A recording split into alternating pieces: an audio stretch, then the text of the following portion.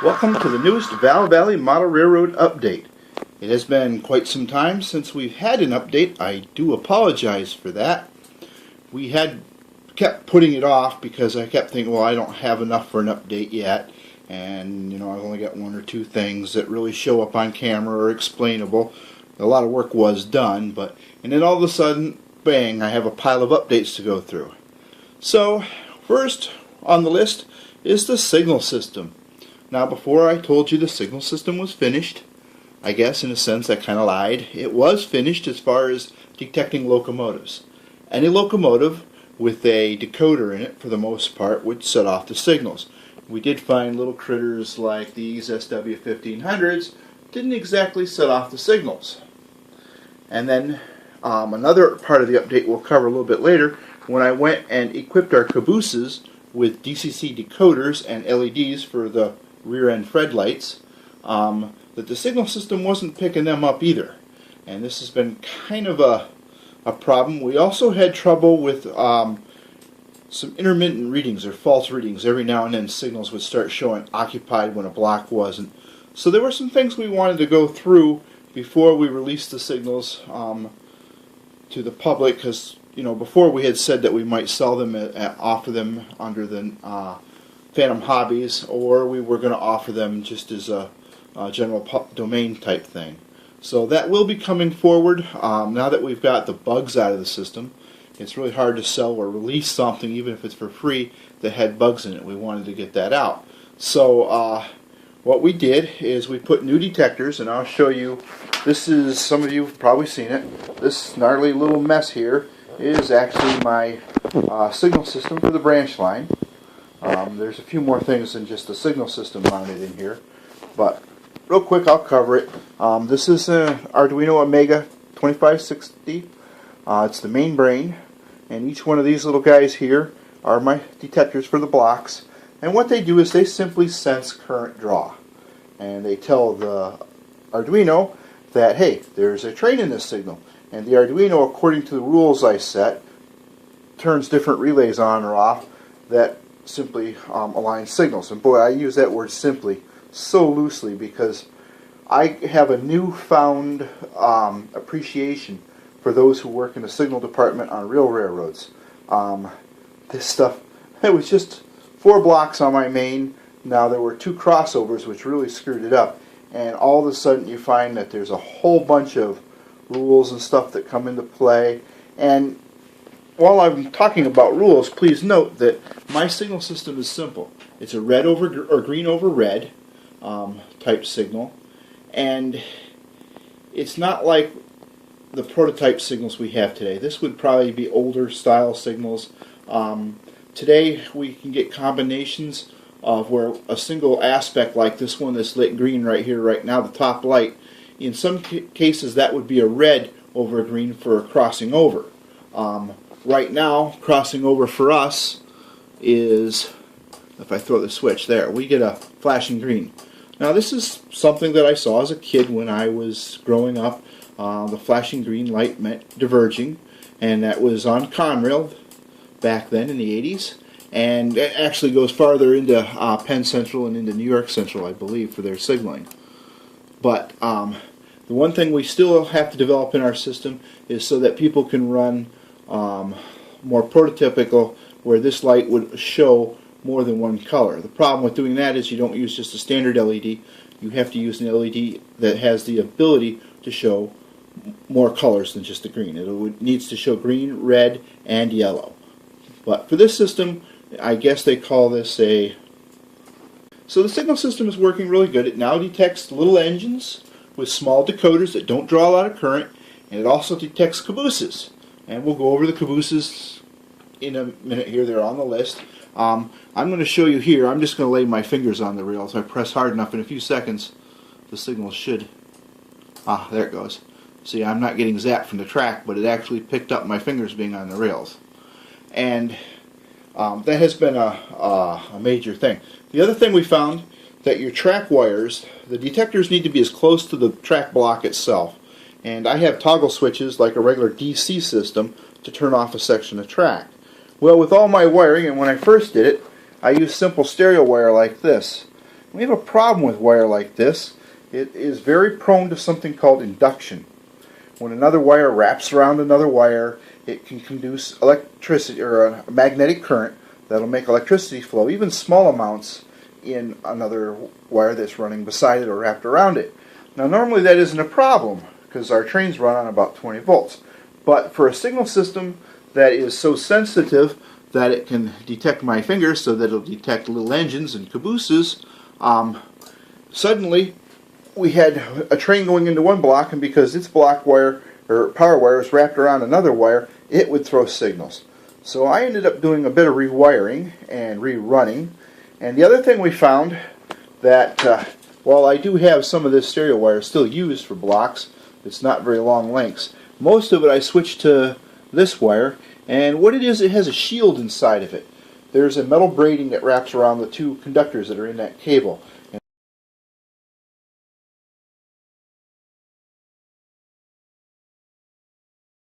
that stops that magnetism when it falls upon that wire from another wire.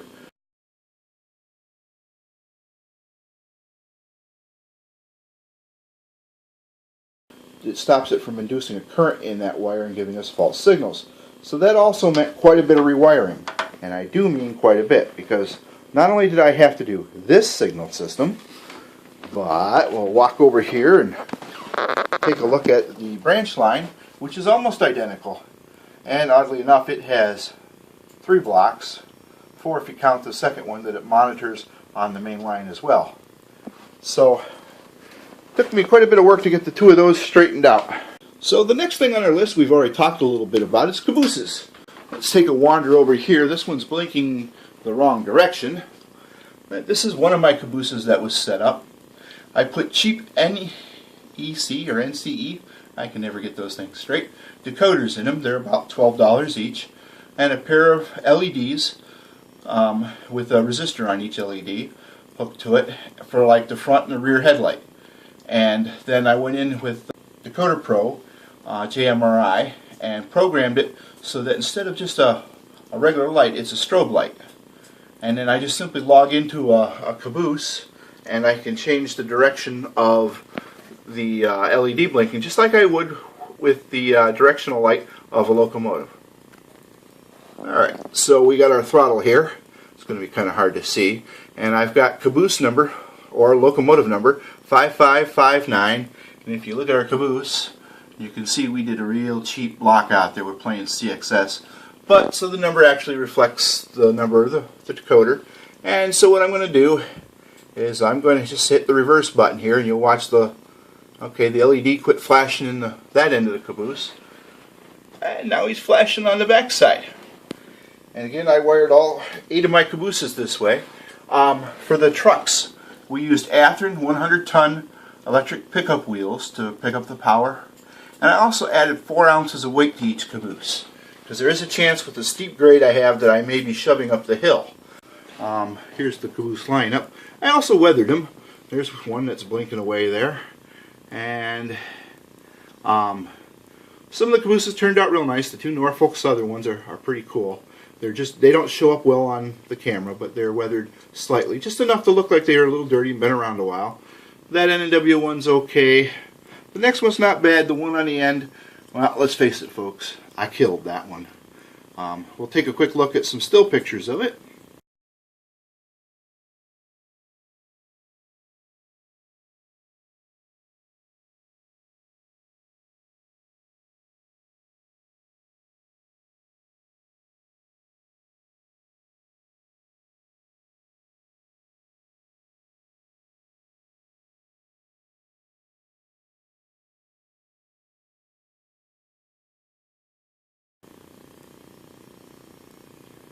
Okay, and we have this other caboose sitting here in the yard, just blinking away. She's waiting for her train to be made up. I could make an entire video, and I probably will. I've been meaning to, I just haven't gotten around to doing it. I kind of wanted to wait till I got a bunch of my frogs done to prove the theory, and it works. I've had a lot of problem with non-friendly ACC frogs.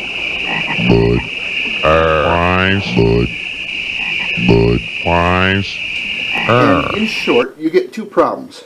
You get a wheel that either shorts this rail to this rail together when it comes through the frog, and sometimes the flange will come over and catch the inside of that rail, and it'll cause it to short out. Or because the frog isn't powered, the locomotive will stall. And there's two different problems that can occur, and both are very annoying because your locomotive stops and loses sound for a second. And if it shorts, it could start a little meltdown. I've seen some decoders burn up because of that. So what I did, I have they call a limit switch here. It's real hard to see. But what a limit switch is it has three contacts on the side. They're buried here and painted. This end one on this particular one is the common, and then you have a normally open and a normally closed. And what happens is the one that's normally closed, the current runs across from the common across that until I throw the switch, and you'll see it push that blade over, and then the current comes out the normally closed or normally open contacts. So the common is simply tied to the frog. That goes to here. And then each of the other two wires, one goes to each rail. And so essentially what happens is when you throw the switch, I bring it over here, it's going to line power from this rail to my frog. When I throw it over, it's going to line power from this rail to the frog. And this has helped out tremendously. Now, one thing I did discover with this, when I'm approaching with a locomotive, you got to stop well before it and throw the switch before your locomotive goes through it. You can't kind of roll up to here, then throw your switch, because you're going to be shorting if the switch is wrong, because the power will be wrong to the frog. We'll take a quick look at the electrical diagram for this on paper.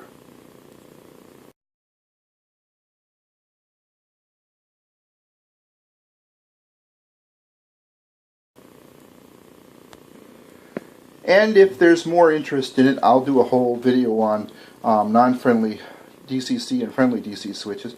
Another thing I've done, we'll touch it real quick just because we're talking about it. Some of my frogs you'll see are painted. And what I really need here is a pointer. And as I said before, a lot of times the wheel running on this rail, its flange will hit the underside or this in here of the rail, and that causes a short, or vice versa. The wheel riding on here, the back of the flange, or might come over here, hit this, or the tread. It also happens on this side. And in my case, if you notice, I've painted not only the frog or the insides of the rails here, but I painted the railhead back just a little bit. And I did that here too. This helps some of my DCC problems. Although this does have a small problem with a 4-axle unit, because depending on your distance between your 4 axles, trucks, we'll say my finger's a little yard engine. If you get one where the truck is on here and the other lead truck is on the points, and say the point is, this one should be over for our discussion, but say the point isn't getting good contact, that'll cause a locomotive to stall. Engines that have the wheelbase is small enough where it either sits here and here, or big enough that it sits here and past the frog, like most 6 axles, don't seem to have a problem with it.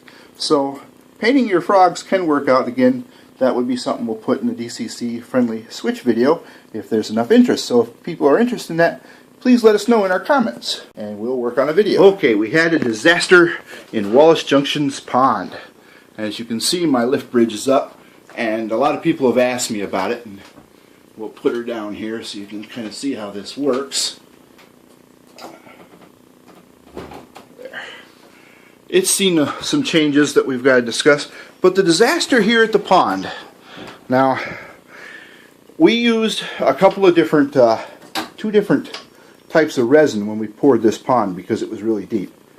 One reason we used 2 was because I had a bunch given to me, and the first I used this magic water. And you had to mix it and with its hardener, pour a little bit. They said to only pour it in sections, let it dry, and pour another. Well, when I got to like the 6th layer, I was getting kind of tired of that mixing stuff. So then I switched to the Woodland Scenic stuff, which you don't mix. You just pour it in and wait for a week or 2, or 3 in this case, for it to dry. Well, we got the pond looking really, really nice. And I came up here. Apparently, I'd left the board here in the up position, as you saw it when we started the video there. And we had a couple of days where it must have gotten 120 in this room or better. And apparently Woodland Scenic's their water never completely hardens because there was a disaster. The pond, the top layer, became pretty liquid again, and things kind of ran that way. And if you want to see how much it moved, these waves right here used to be right here along that shoreline. The boat here had almost capsized and submerged. It was certainly sinking. It was sideways, and so was this boat. And then we also had a huge bubble here. There was another bubble over here that I got rid of, and you can still see some of the lines, which actually won't make bad waves. It looks okay, but it was really a bummer. We'll take a look at some still photos I took before I fixed the pond.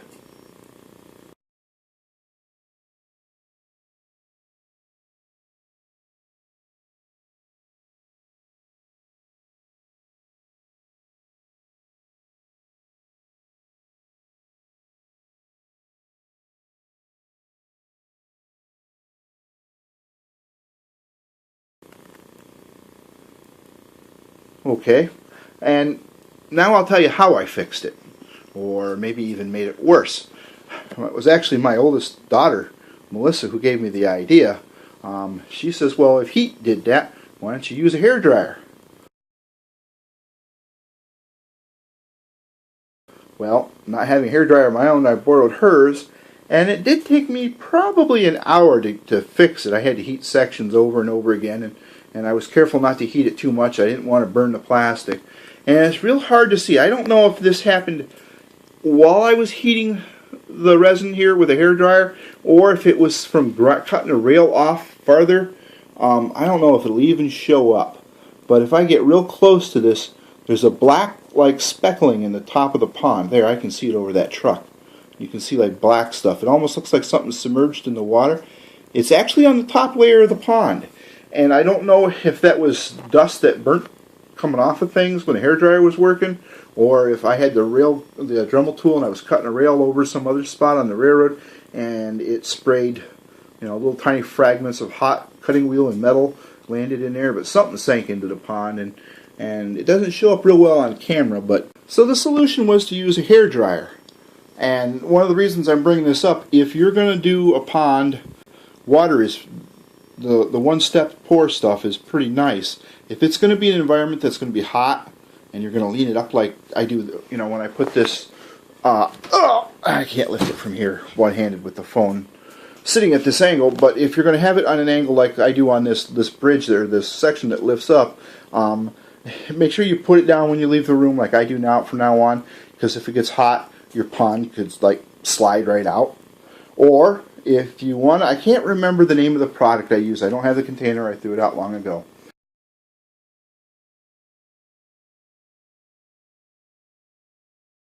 It was called Magic Water. It was a 2-part mix epoxy, and it was kind of expensive compared to that of the Woodland Scenics. But it seems like I would rather pay a little bit more for something that isn't going to slide out. And another thing I noticed, this is kind of interesting. I've got a school of fish here, my rice painted silver to look like fish. I just spotted 2 that I don't remember putting way over there in the corner. How that happened, I don't know. That's interesting. But that was the disaster at Wallace Junction, and it's almost finished. I was waiting to get this video done to show you the real damage. So that's the disaster at Wallace Junction. Alrighty. We have these 2 -8s. I'm going to pull them out here when I get them fired up here. They don't seem to want to come to life right away. There they go.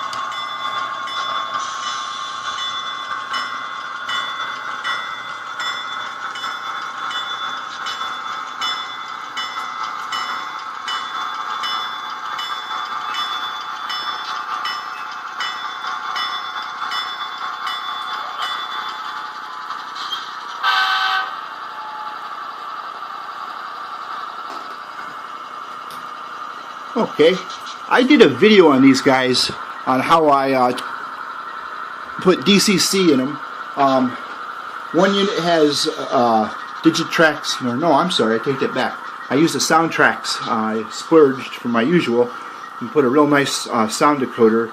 I believe it's in 8688, and I put a tiny little speaker hidden. And I got a little video that's in our channel here that shows how I did this, and it came out pretty good. The sound, I love the sound. The only thing I'm not real happy with is I forgot that the reason we all got away from these guys when they first came out is because they like to pick switches. That may be fixed by replacing the wheels.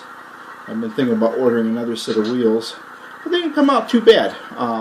This was a project where I bought 4 of these guys that had been pretty much junked on eBay, and I rebuilt them, pick and choose the best of the parts, and then I put DCC. This unit has a cheap decoder in it, and then I put the good sound unit in the back one here. But that was one of my repowering projects. Right. Our next topic is 3D printing. While 3D printing isn't everything we'd love it to be, I bought a printer some time ago, and I've been selling some models under Phantom Hobbies. And here is my test models. Some of them are production models as well, of the maintenance away equipment that I've been making. Just thought I would throw a plug-in for them. You can find them at our website online or eBay. If you look up Phantom Hobbies in Dunkirk, New York, you should find it. If not, go to www.a-51x.com and scroll down to the Phantom Hobbies logo and click on that, and that'll take you to the site where you can view or purchase some of these fine equipment. Now, they are just static models. These don't run. Some of them have moving parts, like the ballast sleeve here. The side wings go down or up. But that's pretty much it of it for the maintenance. They're just designed to either look nice. The tie crane, the boom will extend and is 2-position adjustable, and it does rotate left and right on its wheels. The wheels are all fixed base. They weren't designed to be anything more. Originally they were just designed to sit there on a flat car, and I kind of took them to a new level. The camp cars in back, well, we ran into a lot of problems getting them to print right and look right. So there's only about 6 or 7 of those in the world that exist. We took them out of production. However, the power car here in the back, which is a container with a generator inside of it. We'll take a look at some still pictures of that.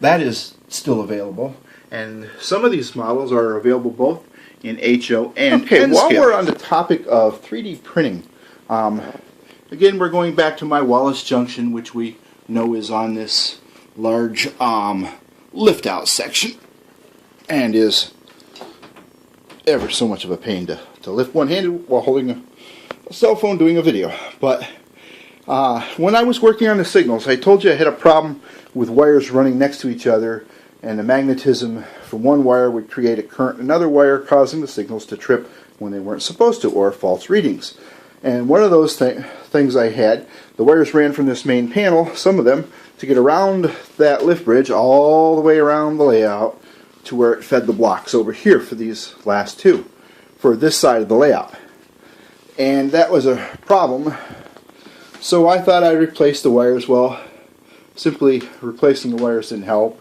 I needed to get them so they weren't near each other and much shorter run. They were just too long because the signal system or signal detector units are sometimes so sensitive they'll detect the layout wiring. And that's why you really need to have the detector itself real close to the block. That way the wires the other side of the detector can be real long. So for my purposes, and this does tie into 3D printing, I made this cool little contraption here. And what this is the mainline power. And all this is a little tray. And each one of these screws has a wire bolted on the end of it. And each spring has screw has a spring. See, they're all springy. So what this is the outside rail 1 of the main line. This would be the next rail, and then this is the inner main, and that's the outside rail, the inner main, to the inside rail. And if we go look up on top of the board here is the other half that meets. And all that is just a nut and a bolt with some washers so it doesn't pull through the plastic. And that's the piece that fits into the other half. And yes, you can see some more of that stereo wire. And I went to great lengths here. You'll see that I've got it routed here a ways away from these, and even here they're got a distance between them. I didn't want to have to rewire the entire layout. But anyway, what happens is when I lower this, that terminal block fits into this terminal, and the springiness is what keeps them the connection made. Because over time, things, even in the best controlled environment, things tend to either warp or they tend to, with temperature fluctuation, which this room certainly has, things change a little bit. So the idea of the spring is that maybe they'll all come down and go so far, but maybe it's just a little different this time, and the other spring, the spring will push it up and make the difference. So they all stay connected, and this worked really well. Finding the springs wasn't real hard. I got a package from Home Depot and found some that were of the right tension. Not a lot of force, but enough to lift a screw. And I found 3 of what I needed, and they were all too big, so I simply cut them down and had enough to do all 4 pieces. So that's the track connections for the power to the blocks that go across the lift-up section. Okay, our next topic is programming tracks. I didn't think about it. I've been using this for a while, and I thought maybe I would share it with you because you might find it useful. This is my programming track here. You notice it runs, and it actually ties into the main line here, but the bridge made a nice natural double insulator for it. So this is part of the block 2, and this is the actual programming track here. And what I went and did, tried to be clever, maybe a little too clever, and it might be hard for you to understand, but these 2 switches together decide what connects to my programming track. And here's the programming track on the diagram, plugs into this switch. Now, if I put this switch down, that means that the programming track here is connected to the MRC station. And that means I can use my MRC to program things on the programming track.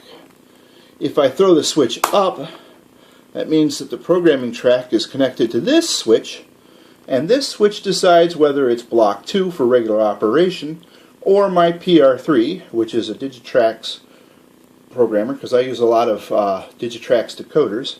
And then I have the PR3 power switch here, and my PR3 is hidden right here.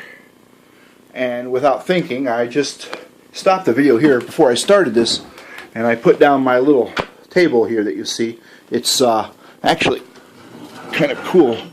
It swings up. It has a little leg that kicks out, and I put my laptop there, and I got a USB cord plugs into PR3, and I can program my locomotives. And to put the thing away, you just kick that leg out from under it a little bit, and the table is gone. I did have my laptop on it before I started this, but I paused the camera and put it away because I don't need it there for the next. Should have left it because it would have been better to explain. But again, the nice thing about this is I can set there with those two switches in that configuration. The programming track is going through here to this switch to block 2. Now what that does for me is I have a couple articulated locomotives. Picking up a locomotive from this track to this track, a diesel, is okay. A pain, but it's okay. Picking up an articulated is tender, and everything else isn't so much fun. So that's why we set it up so that you could actually drive a locomotive down the main. You could seesaw across the bridge here onto the programming track. Once the locomotive's on the programming track, I can select the PR3 then and use my laptop and JMRI Decoder Pro to program it. Or if I don't want to do that, I throw the switch, this one, and I can program from my MRC handheld.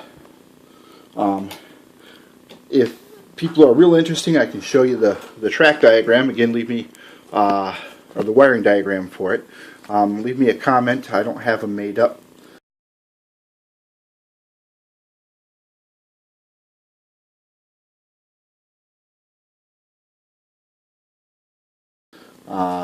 I don't know how interested people would be, but it's kind of a neat thing. You can get a little more out of your programming track this way.